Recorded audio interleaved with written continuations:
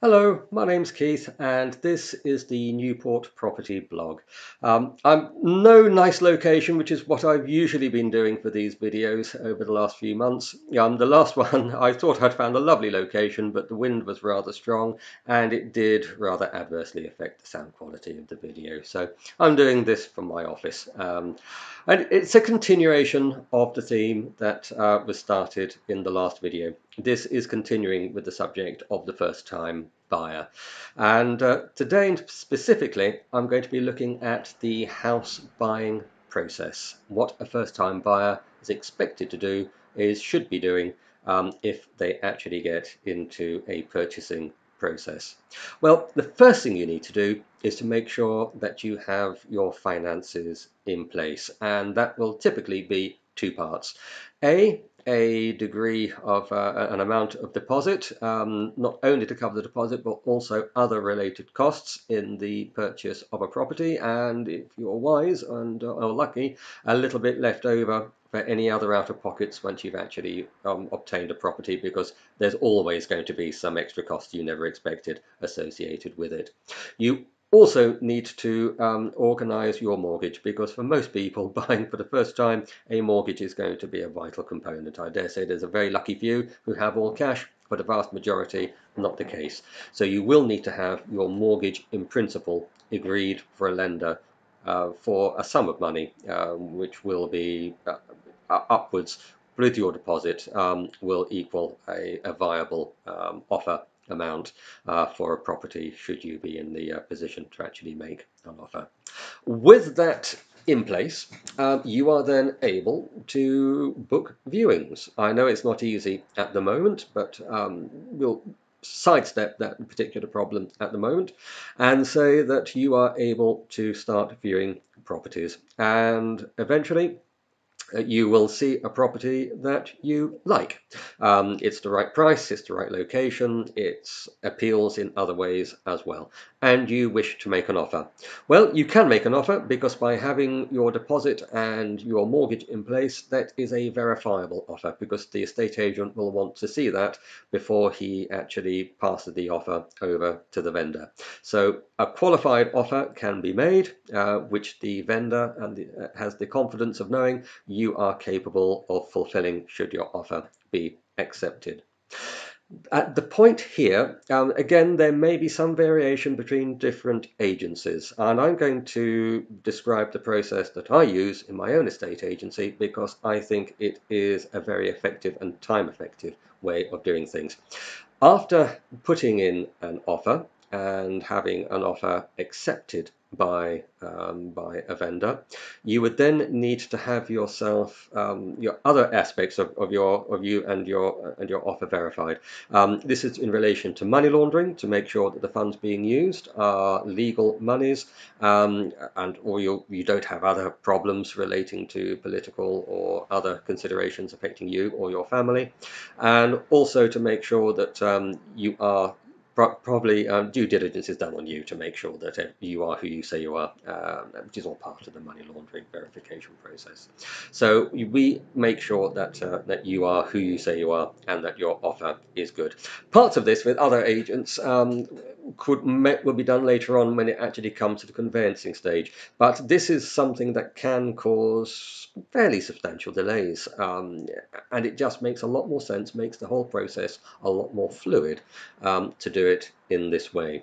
Well, once you've had a verified offer accepted, and once you have had yourself given the all clear by the money laundering people, then it is possible to make that offer a formal arrangement with what is called a memorandum of sale.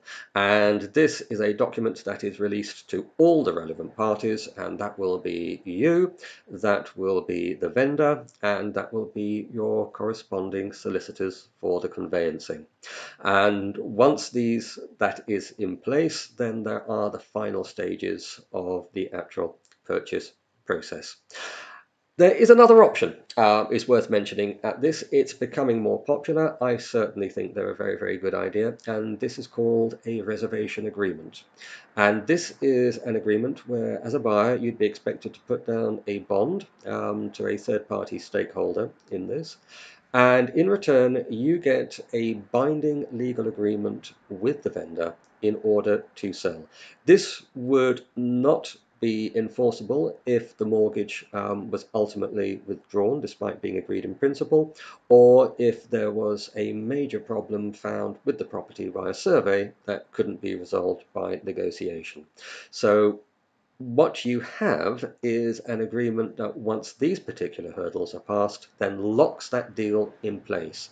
It means you are not able to withdraw, but it also means that you can't be gazumped because the vendor, cannot take that property away from you. They cannot offer it to anybody else. They cannot withdraw the property from the market. They cannot accept a higher offer from another party.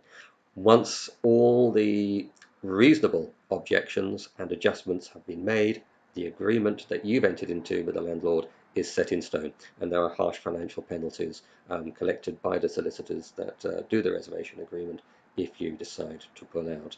It makes things safer and actually quicker for all parties involved. Um, at that point, of course, then you will need to actually arrange your mortgage for real. So no longer in principle, but actually arrange the mortgage. You'll have the offer. You'll know exactly how much you need to borrow. You'll know exactly how much you'll be putting down as a deposit. You can get that financial settlement with your mortgage provider and get that ready to go. You will also undoubtedly want to have a survey of the property to make sure that there aren't major problems that would be very, very expensive to put right, or indeed to make the property uninsurable, etc., etc., etc. So you would engage a surveyor, and he will then come and produce a report. And based on that report, you can then have have a look at negotiation where it is reasonable for renegotiation of the price to take place. Once that is done, then you have the final agreement, and then it is simply a matter of the conveyancers performing the final tasks and then ultimately moving you into completion and giving you the keys. It can take a couple of months. Shouldn't need to. It could be done really in just a few weeks, but typically it takes a couple of months. But there's no reason why it should drag out for months and months and months like some of them do.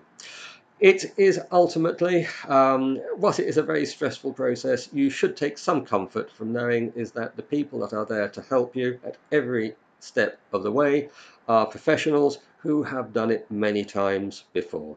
And the aim of any professional working for a client, be a vendor or a buyer, in a house purchase should be to make the process smooth and as stress-free as it can possibly be. And if you get to from offer to completion, exchange of contracts, keys in your hands in a short time and with a smile on your face, then you have had a good house purchase, and I wouldn't wish anything more on you. Well, that is all I have to say for this part. In the next video, I will be looking at areas specifically of Newport and the environs which are very attractive to the first-time buyer in terms of the quality of the housing stock and the affordability. I hope to produce this video in the not too distant future. So until then, I hope you've enjoyed. If you have, please like. If you don't subscribe to this channel, please do. It is free. It helps the channel to grow. If you would like other people to hear what I have to say, if you think it might be useful, please share. And if you would like to leave a comment regarding this subject or on the blog in general, please do. And I will respond just as quickly as I can where it is appropriate for me to do so. Thank you very much, and I hope you'll join me for the next video.